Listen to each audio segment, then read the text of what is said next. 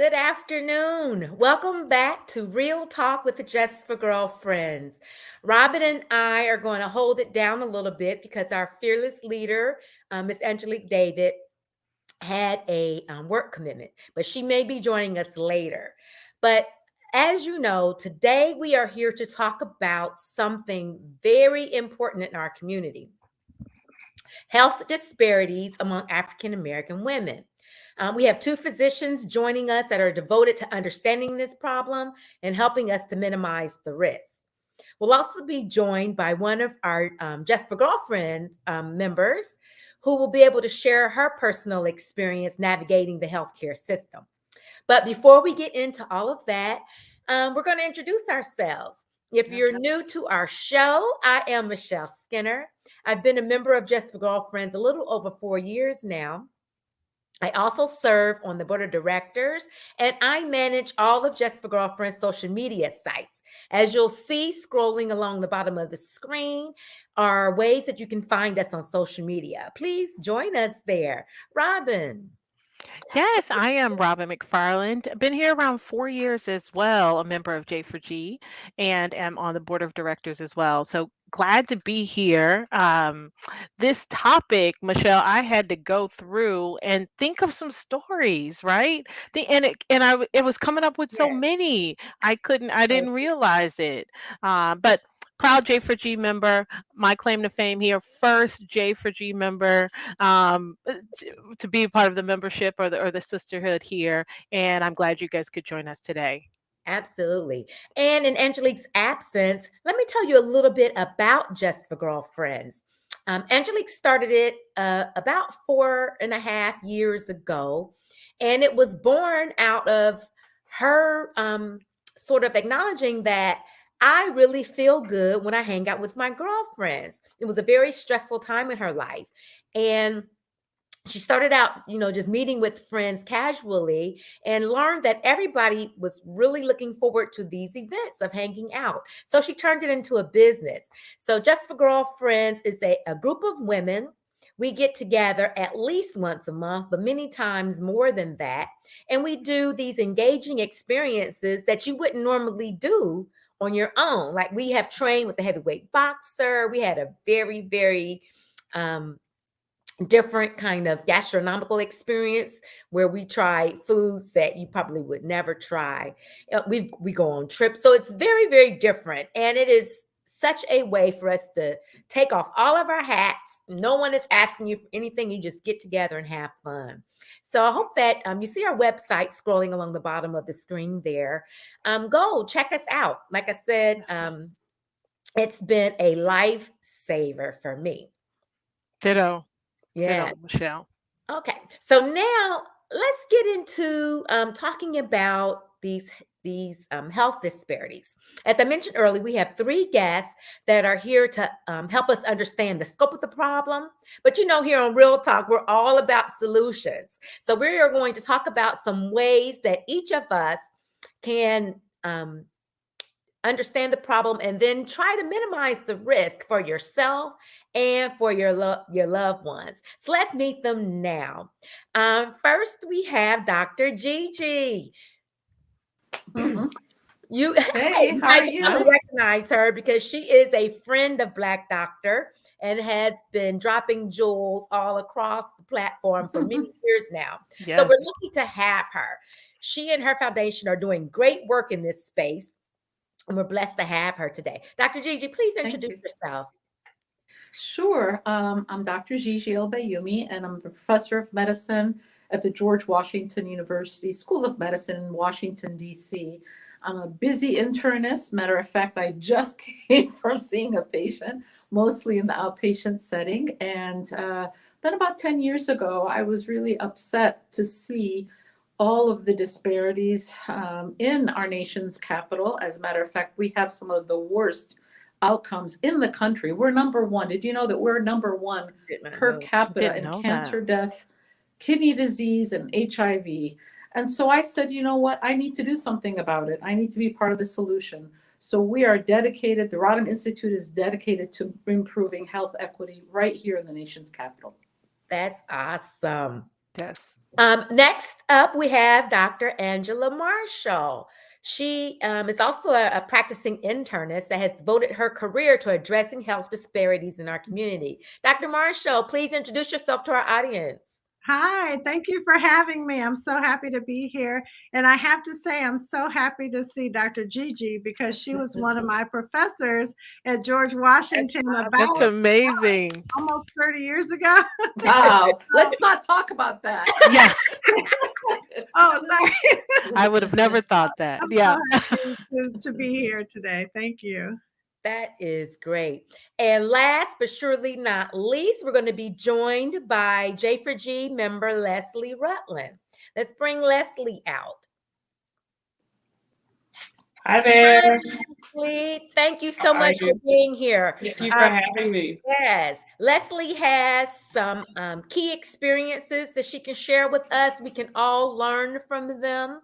And like I said, she is also a member of Just for Girlfriends and such a joy to be around. So we are so blessed that she had time for us today. Yes. Absolutely. So, we have heard this term. It's almost like a buzzword, health disparities. I think before we get into, what we can do about it, let's first talk about what are health disparities. Dr. Gigi, I will direct this question to you first. I was scrolling online. I've been seeing these headlines for a minute. Let's put up the slideshow.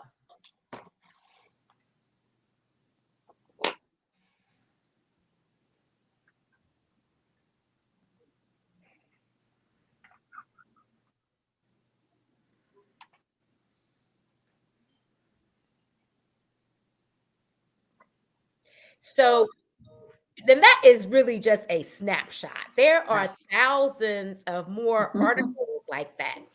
So is this just like sensational news, or what are health disparities, and is it a real problem? Well, absolutely. And I don't think we even need to go to the news. We can just think of our own experiences. Mhm. Think about all the relatives and loved ones that have died during COVID. And just statistically, you can look at that. I mean, the statistic that I remember is something like 1 in 3 African Americans knew somebody who died of COVID. But here, let me kind of give you some more easier perhaps to grasp on numbers. Here in DC, if you live in the rich part of town, you can expect your life expectancy to be 94 years of age. If you live in Anacostia, which is predominantly African American in the poorer part of town, you can live 66 and a half years. Wow. So imagine a 27-year gap across the nation's capital. And I'm not even talking about the quality of life. We're just talking about years, because it's not just the years, it's the quality of those years. I think Yeah. I, for one, I don't care about living to 100 years if those are not going to be good years, right? Right. So it's unbelievable. But I'd like to give you another concrete example of what disparities look like, because it just happened last week. Last week, a patient came to me, and thank God it was my friend and colleague, Dr. Borum, who referred her. She's African American. She's the head of gastroenterology. Said, look, my patient, there's something wrong, and she, please see her. I see this lady. She's 74 years old. She has a history of blood clots, coming in with shortness of breath. She was seeing a cardiologist. She says, I'm short of breath. I have blood clots. My daughter has blood clots. I said, it sounds like you have blood clots. And she did. Wow. 2 months she's been going to this other cardiologist and whatever. But I think to not be listened to, really we have to go back in time. And then that's going to be my very brief answer, because there is so much I can talk about. But we just had on our as part of our Black History Month on the Rodham Institute, the slave shipwrecks program. And one of the shipwrecks wrecked off of the coast, the Cape of South Africa. The captain said that all the passengers survived. Well, yes, the 208 crew members did, but all 212 of the slaves died. Oh. So if you see, that is at the inception, at the fabric, at the DNA of this country. If you're not even seen as a human being, well, then, you're not significant. And Right. that's reflected in almost every single thing. And of course, health, it's no surprise that there would be differences, there would be differences in outcomes, quality, all of it. Yeah. Yeah. That is such a strong point to make. So, yeah, health disparities are not new, in other words. They go back to almost the very beginning of African Americans in this country. Yeah. Wow. Yeah. And if we talk specifically about disparities among Black women, you gave us some stats earlier. I don't know if it was specific Black women or minorities. Do you have some stats you can share there for Black women? There's no question. I mean, let's look at breast cancer, triple negative breast cancer. First of all, just the fact that there isn't a lot of information about why this breast cancer exists, the research dollars, it's not there. Triple negative breast cancer, meaning no hormones, not responsive to hormones, and HER2 negative. What does that mean? Is that usual chemotherapy and other drugs are not as effective, right? So you have to really go with toxic chemotherapy, radiation, and surgery. The triple negative breast cancer happens earlier among Black women, more common and deadlier. So not only are those things true, but think of the amount of life lost. I mean, it's one thing if you're 80 and have breast cancer, it's something entirely different if you're 30. So the problem is with these statistics is that we don't capture the extent of disparities, because really what we should be talking about is the number of years lost, right? Yeah. Because again, that's true with colon cancer, it's true with cervical cancer. When you lose people at the prime of their life, with all respect to older people, I'm beginning to fall into that senior category, and not to diminish that, but the amount of life that has been lost and the amount of, mothers and fathers and, daughters and sisters and aunties and all of that's a lot. So I wish that we could report disparities in a slightly different way than just saying, a woman is likely to die at X age versus Y age if she's Black versus white for breast cancer. Wow. That's significant. Yes. Yeah. That is. As we begin to talk about, okay, what are some of the things we can do to impact them, like in our everyday lives? I mean, why should we care? Like, what are there any broader implications to these health disparities? Why should people care about them? We should care, obviously. And I'd like to bring up the issue of maternal mortality. Something as basic as delivering a baby for a Black woman, we are 3 to 4 times more likely to die than white women. There's nothing more stark in terms of disparities than that. Just giving birth, we're 3 to 4 times more likely to die. And I'd like to bring up the subject of Black doctors, because studies have consistently shown that Black patients do better when they're cared for by Black doctors. So that's number one. And I also am in Washington, D.C., and we're very fortunate to have a lot of Black doctors here in this area. But the fact of the matter is only 5% of the nation's doctors are Black. Wow. Yeah. Only 5%, whereas we represent, 12 to 13% of society. And so we need more Black doctors. I can't tell you how many patients I've had in my 20-year career that have gone to multiple doctors that haven't listened to, just like what Dr. Gigi shared. I have people that tell me similar stories all the time where they're not just getting basic care. I mean, things like pulmonary embolism. Serena Williams went through the same thing, by the way, right? And look at her. I do remember that. Yes. Yeah. Yes. So it doesn't matter. It doesn't matter how educated you are, how much money you have. Across the board, Black women are not being listened to. My dear friend, Dr. Susan Moore, I don't know if you all remember the other viral video with her. She's a physician. I went to high school with her. She passed away from COVID just after submitting this viral video that, where she wasn't getting the care that people weren't listening to her. She was feeling dismissed. And wow. so the problem is just so pervasive, and we can't talk about it enough. Yeah. I mean, I She was- think that, I'm sorry, someone, She was a graduate from University of oh, Michigan, class of 2003. I wow. was from a different class, but if you remember, she was at Indiana University and Yes. saying, I'm in pain. I can't breathe. She was recording herself, and those were the last recordings of her life. Wow. So Died. Nobody- sad.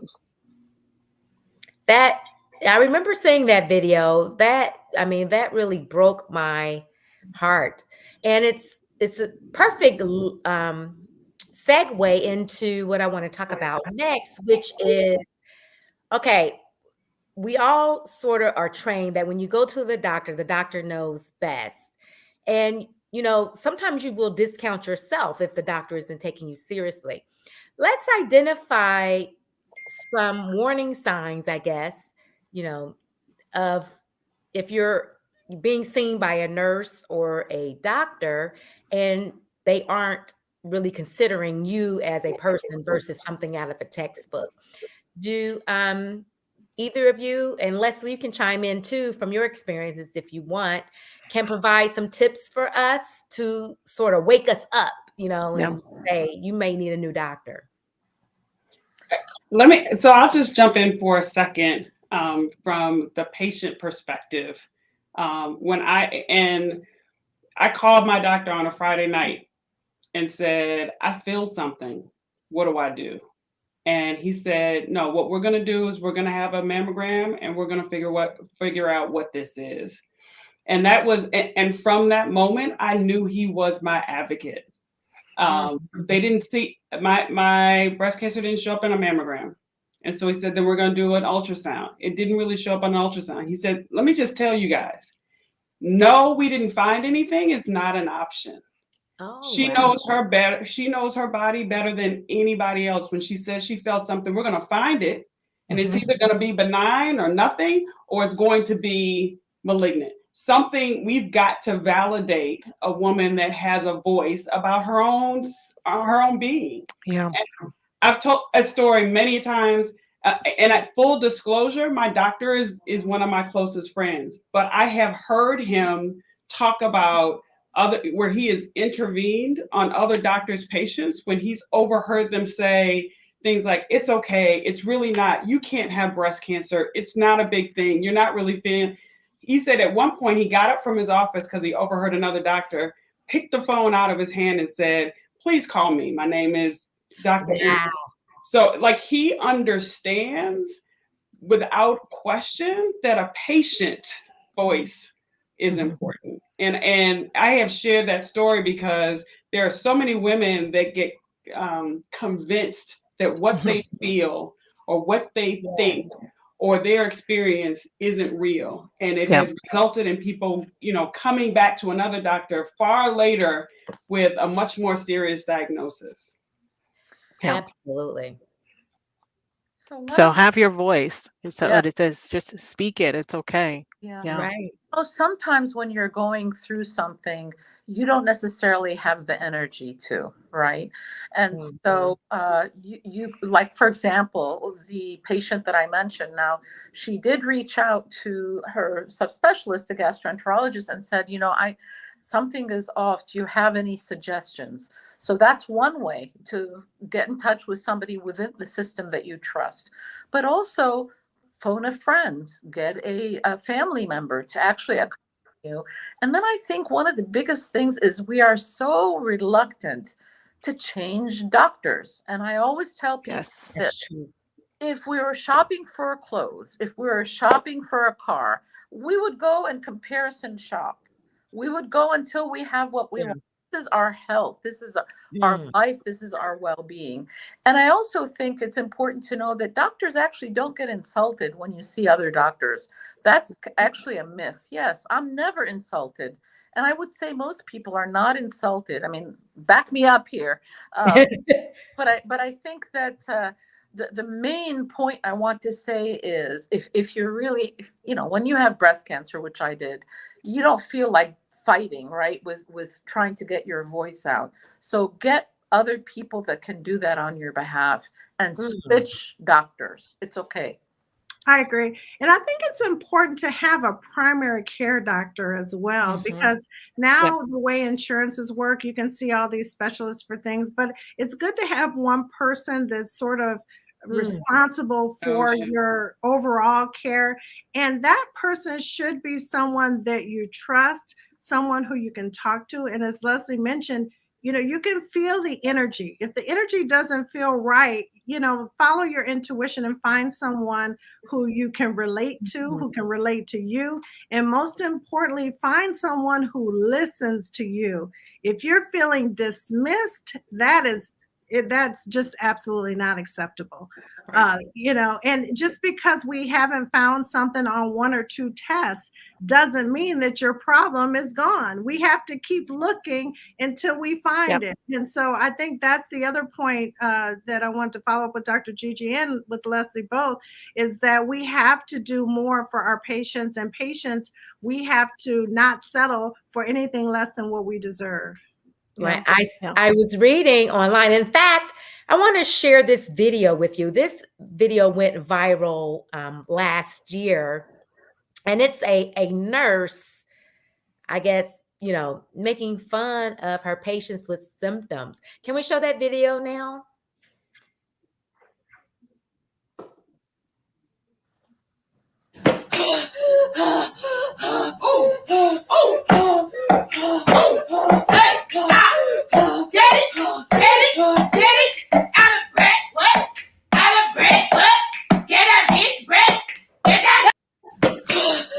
Now, can you believe that she put that on Twitter, and it sparked a series of tweets, like hundreds of thousands of tweets with the hashtag patients are not faking.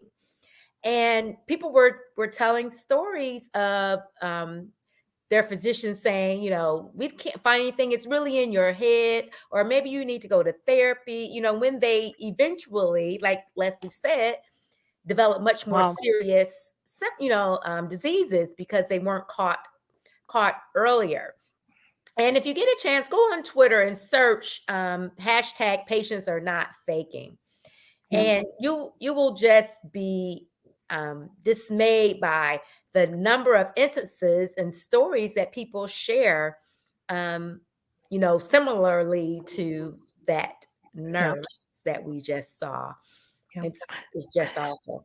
And to segue into like your healthcare team, and I think Dr. Marshall hit on this before, who should be a part of our healthcare team? Who should we be reaching out? Who should that be other than our primary care physician, maybe OBGYN, but who else should that be?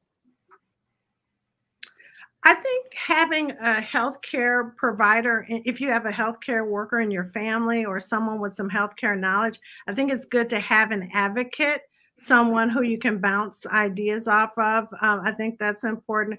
But again, I think your primary care office is a good place to start anytime Okay. you have any issues. And Okay. I'm happy to hear what Dr. Gigi thinks on that. Yeah, I think it also depends if you're in the inpatient or outpatient setting, because Okay. if you're in the inpatient setting, Hmm. things can deteriorate very, very quickly. So you don't unfortunately have time to seek out different people. One thing that I find is underutilized is calling the patient advocate or patient experience. Don't be afraid, Okay. as the family member of a loved one who's hospitalized, to escalate it up the chain so that you can get some attention. Um, Okay. that's really critical. People don't want to rock the boat, but at the same time, if you're not getting listened to, or your loved one is not getting listened to, that's very important. I think the team that you assemble is also based on your age, right? So that when you get above 50 or above 40, you're going to need to get breast cancer screening. So that will also involve your mammographer. You will need colon cancer screening at age 45. That will involve your the gastroenterologist. Prior to that, your cervical cancer. So, and then of course your GYN becomes very, very important. So as has been mentioned, first try to educate yourself, okay? But remember, when you have a problem, move quickly. You can't just say, well, maybe it's in my head. No, just if it's not you, share it with a friend or a family member. You've got to get this taken care of. And just picking up on what Ms. Leslie said in terms of the mammogram, remember, there's a 10% miss rate with mammograms. So Okay. every single technology that we have, there is a certain miss rate.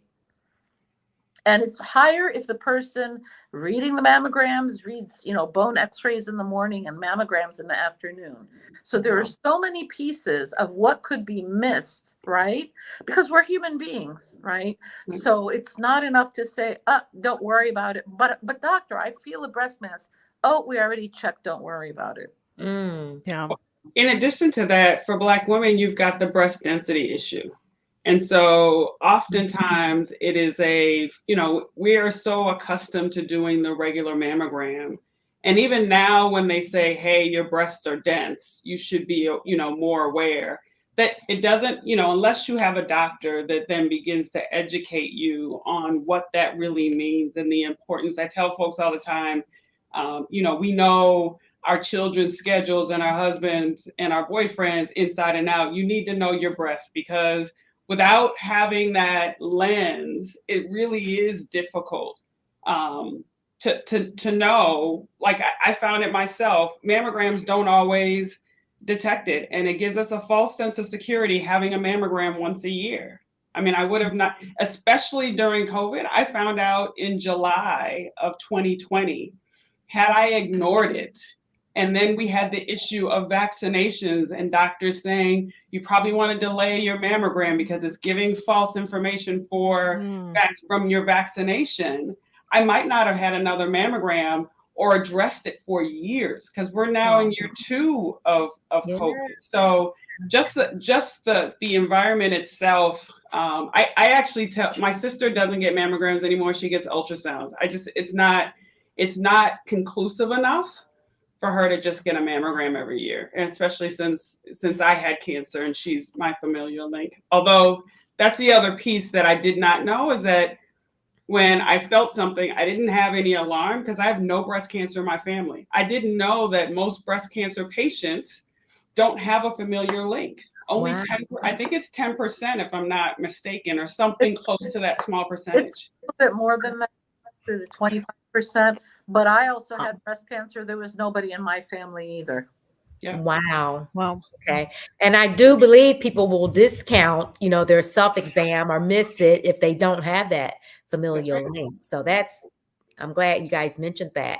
That's important for me. I think it's important to note too, the mammogram is important though. You want to do the mammogram and an ultrasound if you find something. But I also wanted to mention, if you find a lump in your breast and have a normal mammogram, you still need a biopsy. Okay. And so that's something that sometimes doctors will even kind of, miss. They'll say, oh, your mammogram was fine, we're done, but we're not done. If you find a lump and your mammogram is normal, you still need a biopsy to make sure it's not cancer. That's unless it's a cyst, which is just fluid.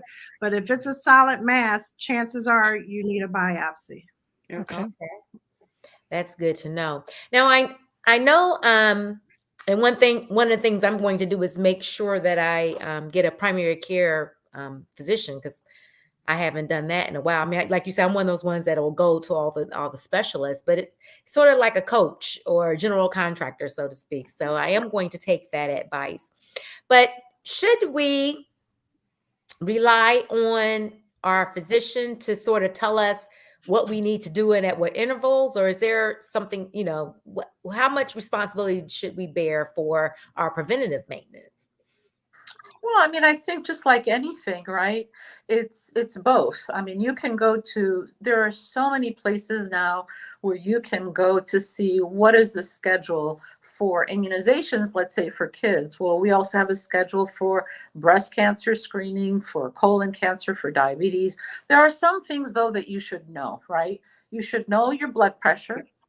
You should know what is the ideal weight for you. You should know what foods that you should be eating and ones that you should avoid. I don't say completely eliminate, but avoid. You should know the amount of walking or other exercise that you should do, because an ounce of prevention is worth a pound of cure.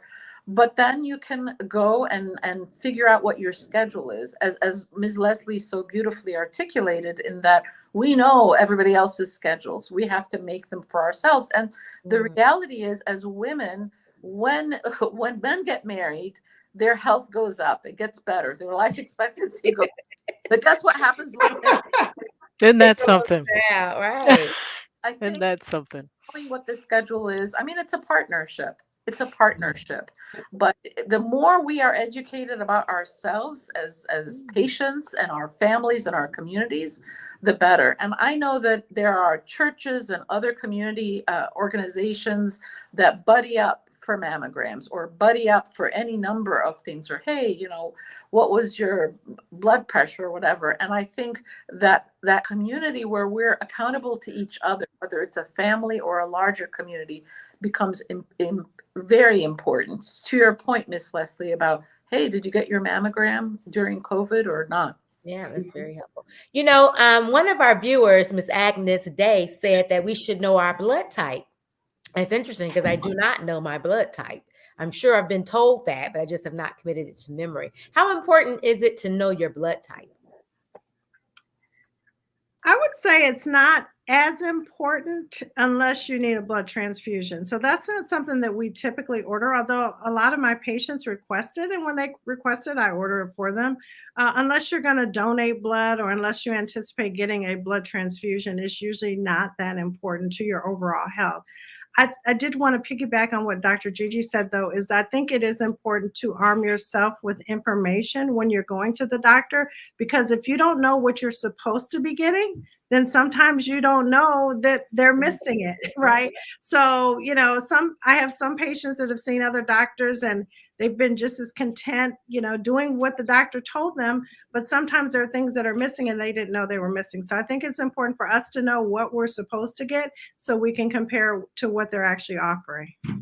And in terms of the blood type, I think a lot of people ask because there's a book, Eating for Your Blood Type. Yeah, I was going to mention that. One of the things that you might want, what I tell people is that you can find out what your blood type is by donating blood. And that would be just hitting two birds with one stone. You can give blood and find out what your blood type is at the same time. Okay.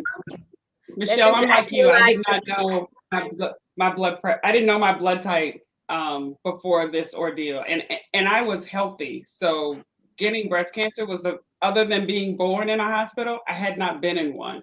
Mm-hmm. Oh, wow. So it never really occurred to me that I mean, I guess it should have, but it just didn't occur to me to know my blood type. Yeah. There's too much. Yeah, the first time I heard about it, I had a friend went on a diet, and I said, "Oh, you look great. Your skin is great. You've lost so much weight." And she had gotten her blood type, and certain foods they told her to cut out. And that, what Dr. Gigi was saying, it's so many practices around here right now that are doing that. But I need to know my blood type as well, so maybe I need to go donate some blood Right. very soon here. Yeah. That could be the reason why I keep having these unwanted pounds. I can't get rid of. Oh, okay. Well, Yeah. Donate blood. Black blood donors help sickle cell patients. That's something to keep in mind. Yeah. So Yeah. since you mentioned sickle cell, I just want to talk about people with sickle cell. Did you know that there were several studies that 86% of people with sickle cell, when they have a crisis, do not go to the emergency department because of how poorly they're treated? Oh, wow. Another study showed that when they do show up, that their pain actually increases because of how poorly they are treated. Wow. So That's sad. Yeah. do not get listened to, but you're actually traumatized as part of seeking help. Wow. It's funny that you said that, because when like I said, I was reading those stories of people who experienced, you know, a lower level of care they thought they should. A lot of it was around pain. It's like they do not believe that we are in pain more often than not, it seems. And that's unfortunate. Actually, I remember I was in Las Vegas because that's where my parents live. And I did think it was something. also. Mhm.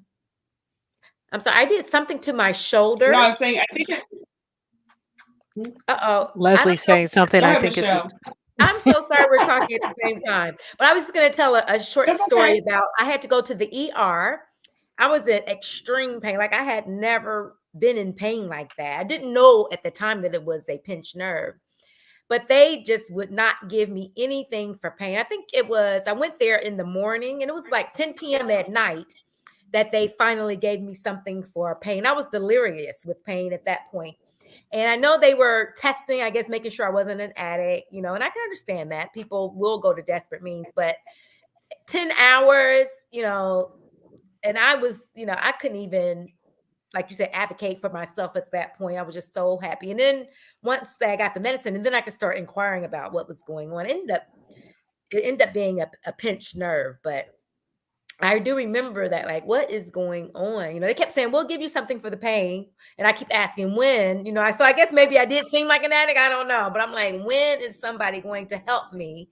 It was really, really badly. But yeah. yeah, that instance of pain seems to, leave them skeptical.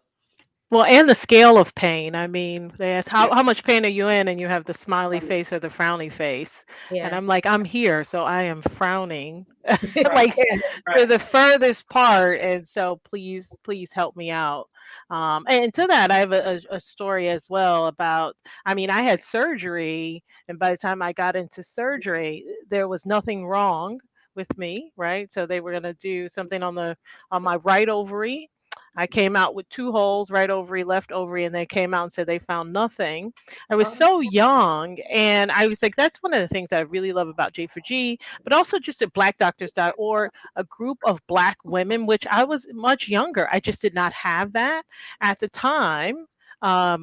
There's also some other things that I probably should have done after that, but it was a male. It was a male. He thought he saw something. He was not a Black male. Could care less about me. Came out 20 minutes later, told my husband, it's not there.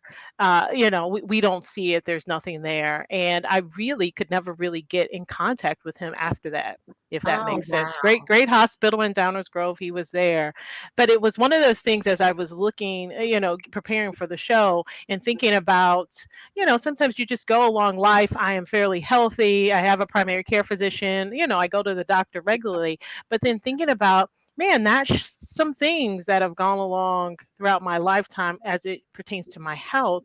Things should have gone very differently. And I just didn't know who to ask. I didn't know who to turn to. I didn't know where to go. The internet is not as prevalent as it is now. There was nowhere for me to be searching. I didn't know these great women to be able to shoot a chat to or ask somebody, that sort of thing. And so I say that to say for other people, just because those things happen, don't let it get a bad taste in your mouth. Because I was scared of the doctor in the hospital for a long time after that. Lois.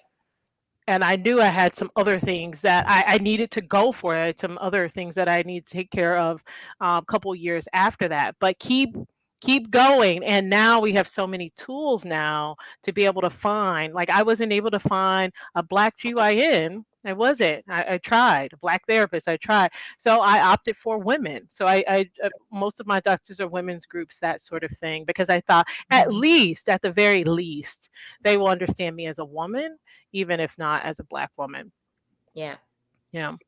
I actually, when I got diagnosed, and my OBGYN was who I went to first, and he referred me to two hospitals. I chose Loyola because the oncologist was a Black woman, and in the midst of 2020, I was, and I'm an executive at a bank, a local bank. I have great health care, but I was very concerned about the quality of care and the microaggressions that I might face in this journey by someone that did not look like me. And not only, so I chose Dr. Patricia Robinson, who is here in Chicago at Loyola. She and our circles collides in so many different ways, but she pulled my husband aside and said, "Let me just tell you, this is not the end of Leslie's story." I need her to feel confident in the team that we have constructed. If she has any questions, here is my personal cell phone number. And I don't know, I can't really say if she does that for everyone. She's an amazing doctor, and we didn't abuse it. But even that conversation made me feel so much more comfortable and confident in the care that I was to receive. And that means, I think that's why many of us are now looking for, that small percentage of Black doctors, whether it be for mental health or for physical health, because we tend not to dismiss each other in those settings in the same way. Very true. Absolutely. Yeah. So we need to do some kind of campaign to get people to go to more medical doctors. school. That's right. Yeah. So I wanted to add something which really happened quite a bit during COVID. I think I probably transferred a total of 6 African-American women from other hospitals that were left for dead from COVID, and all of whom walked out after they were transferred.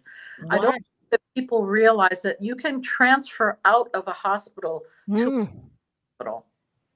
Okay. No. Option. Yes, Yeah. that's an option. And actually now hospital systems have made it a lot easier. So these particular women were like in smaller community hospitals where they, no criticism of them. They just didn't know how to handle patients with COVID that were a lot sicker. They didn't have those resources. And they kept saying, well, there's nothing more that we can do. There's nothing more that we can do. And so really moving them sooner rather than later to the hospital. That's something else that people don't realize, that you definitely do that. I had no idea. I had no idea. I had a patient with that similar experience recently. She had a great team of Black doctors here in DC. Well, she decided to retire to Florida. And so she went to this rural part of Florida, had to be admitted. And before you know it, they were having her sign papers for hospice. Oh my goodness. Hospice. And her cardiologist had just seen her here. Her EF, ejection fraction, had been deemed to not be that bad. And then just 2 months later, they're trying to get her signed into hospice. And so we worked, and I got her cardiologist, myself. We were on the phone with the people in Florida. We had to get her transferred to a teaching hospital there. But that goes to show that some of these community hospitals, not only do they not have the skill set, but they just don't have the interest. And sometimes they just don't value our lives like they should. Wow, hospice. And you mentioned teaching hospital, because I've heard that before as well, especially as you come of a certain age, you should look for doctors in teaching hospitals, or look for teaching hospitals if you have certain ailments, that sort of thing. So how important, I know you mentioned community, but there's other larger hospitals that just aren't teaching hospitals. Is there a difference or a recommendation, or what's your thoughts on that? A teaching hospital versus not? I think it depends. I mean, for routine things, a good community hospital can handle a lot of different things. But if it's something more rare, or especially if you find that you're in a community where there aren't enough doctors or healthcare providers that look like you, or if you're feeling uncomfortable, then it may be in your best interest to go to the local teaching hospital. Okay. Yeah, if I can chime in too, things like broken bones, if you've fallen and you need stitches, you've broken a bone, or even things like appendicitis, or uncomplicated first pregnancies, those are fine at community hospitals. What I would say though, if you're feeling, especially as you get older and you feel very, very sick, it's better to start your journey at an emergency department at a bigger hospital system, preferably teaching, than to be transferred. That's a mistake that I see often that happens. People will go to their community hospital, they're really, really sick, and then, either we have to transfer them, or things don't go well. So if things are not looking well in the first place, go to that larger hospital system. Okay. That's great advice. And also, before we close, I wanted to just recap some suggestions. We've given a lot of good information here. I wanted to recap some suggestions for us to do to sort of make sure that we aren't a statistic, what let's go around. So Dr. Marshall, I'll start with you. What are like the top 3 things that you would recommend a person do just to make sure they're getting the level of healthcare they desire? Well, I'd say first, you need to spend a lot of time picking your doctors. And so, even if that means interviewing them first, but you want to make sure that it's a good fit. Second, if you find that your doctor is not giving you what you need, don't be afraid to speak up. And I usually recommend to my patients to use things like I statements, just like we use, when we have disagreements with people, and say, hey, I feel like you're not listening to me, or I feel like you're dismissing my concerns. Don't be afraid to say that, because then that puts them on notice that you're not feeling comfortable with their care. And number 3, I would say don't be afraid to get a second opinion. We are not offended. And furthermore, even if your doctor was offended, it shouldn't matter. If you're not feeling comfortable, you need to get a second opinion, and don't feel guilty about that. Most of the time, insurances will pay for a second opinion, so you might as well go ahead and get it.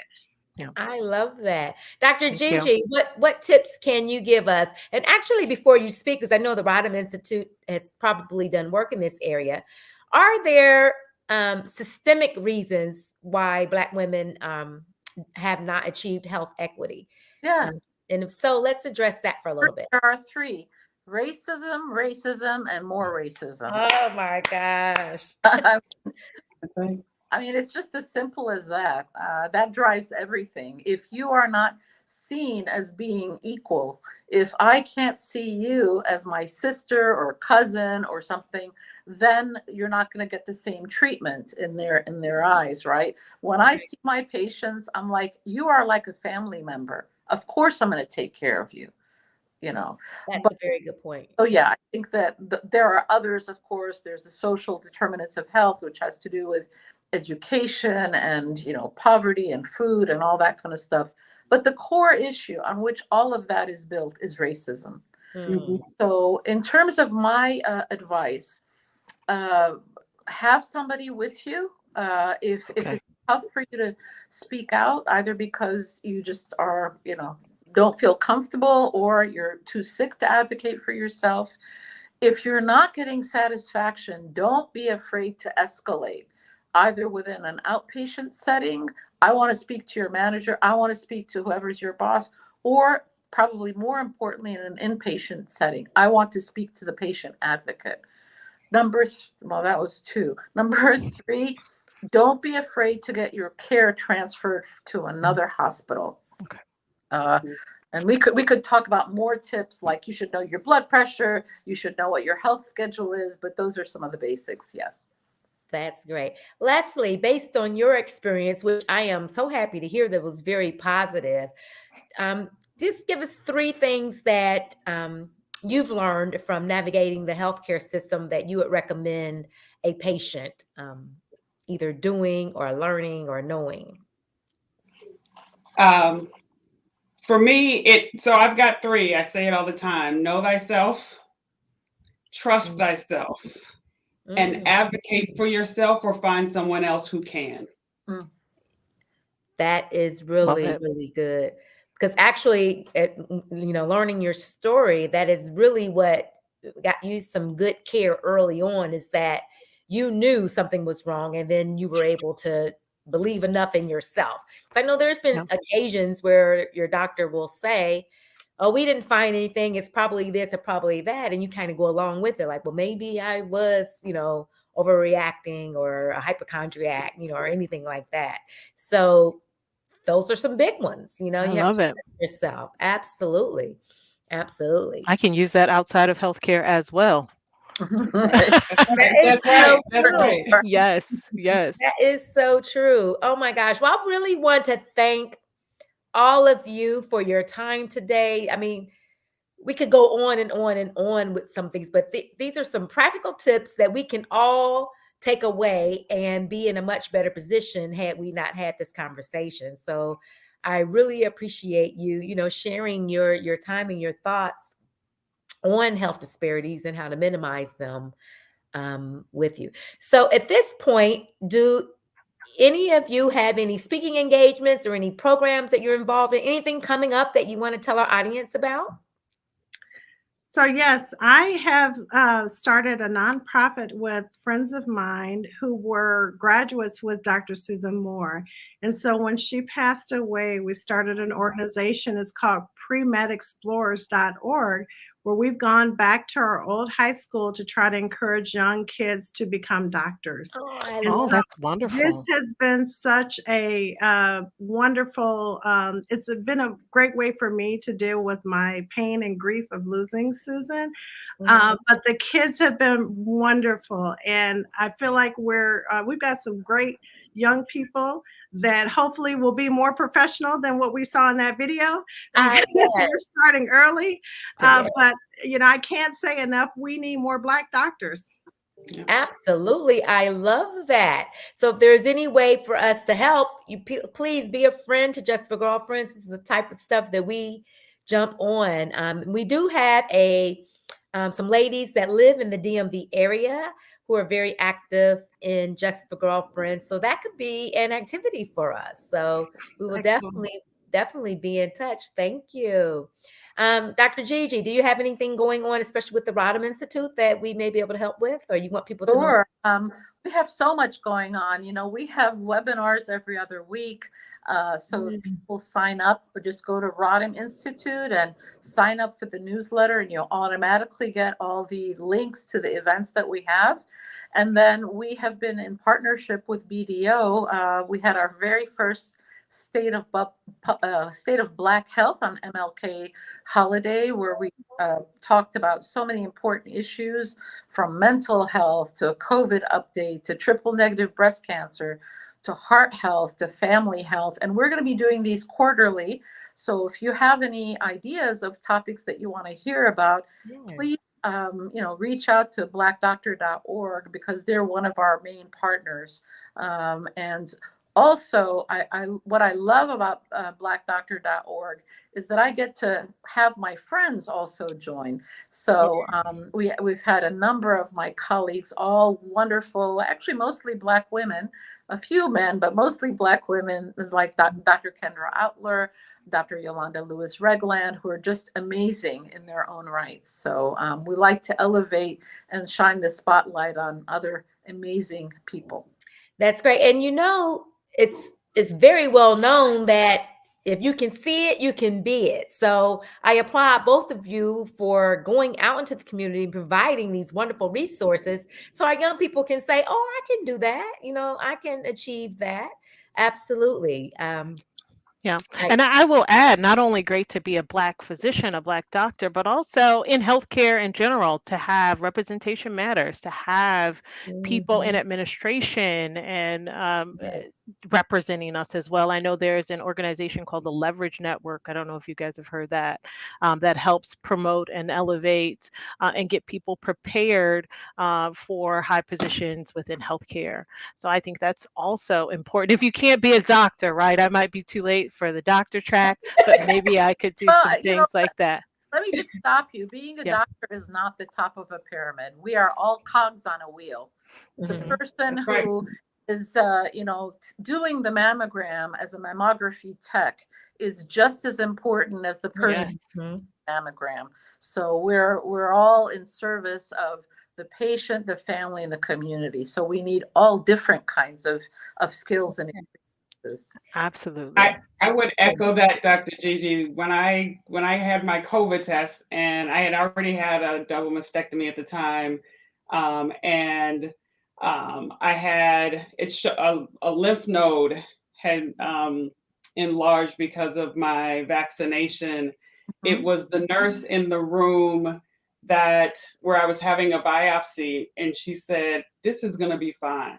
And I'm a 15-year breast cancer survivor. And let me just tell you, the amount of confidence you get from hearing survivor stories while you're going through the journey. And there is value in how you mentally approach this journey. And so it was incredibly important for me. I'll just say one thing. I joined a group called Different Shades of Pink. Erica Bracey, who is a breast cancer survivor, started this. They actually coined her the Brave Chick, and she's been recognized nationally. But one of the things that I realized is that Black women don't always talk about breast cancer.